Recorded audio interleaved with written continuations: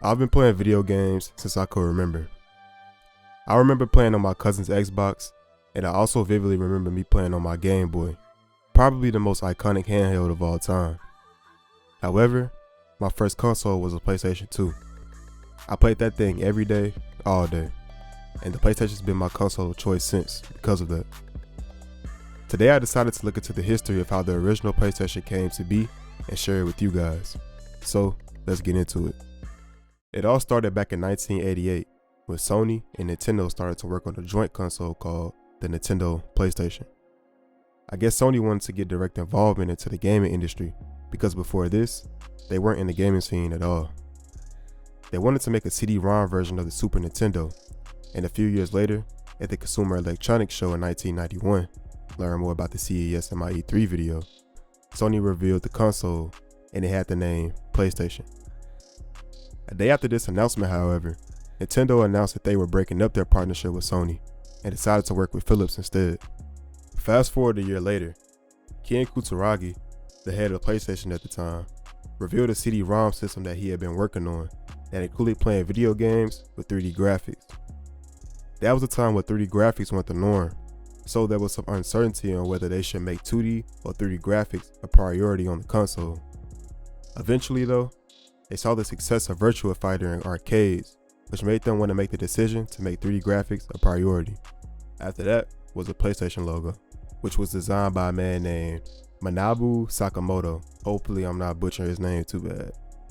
He wanted to show the 3D support of the console on it, so he created an optical illusion with it, with the letter P leading down to the S, which was LAN, making it appear 3D.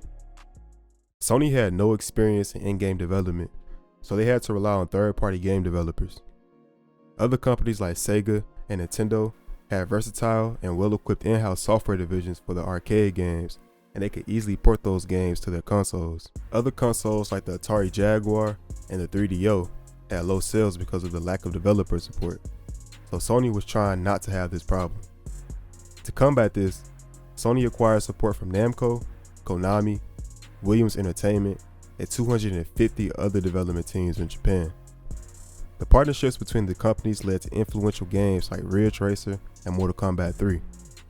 Sony strived to make game production as smooth and inclusive as possible, working with many different software developers who were interested in the console mainly because of it being CD-ROM based instead of having cartridges, which was a norm at this point for games. Sony also worked to make the PlayStation be able to quickly generate data from CDs, so they made it an image generation system instead of a data replay system like the 3DO. What also helped Sony was the inexpensive manufacturing of discs. This led to a lot more production, since disc manufacturing occurred in many locations around the world, and when it comes to cartridges, they were more expensive to make, and companies like Nintendo would control all production of them, prioritizing only their games.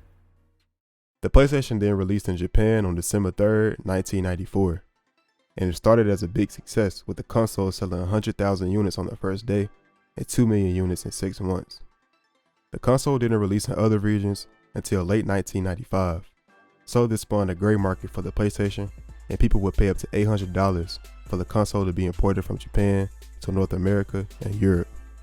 Sony had to expand their CD production facilities due to high demand for PlayStation games, making them increase their monthly output from 4 million discs to 6.5 million.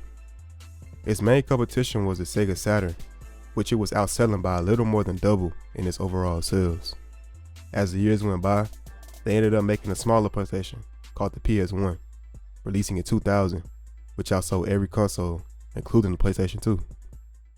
The PlayStation was an innovative console that brought games like Metal Gear Solid, Tekken, and the Final Fantasy games out. Without this console releasing, gaming probably wouldn't be what it is today. So, that being said, it's the end of the video. It's a little short video, not too much. Just wanted to get a video out. So if you enjoyed it, do me a favor and like and subscribe. And as always, be smooth, and I'll catch you on the next video, which will be very soon.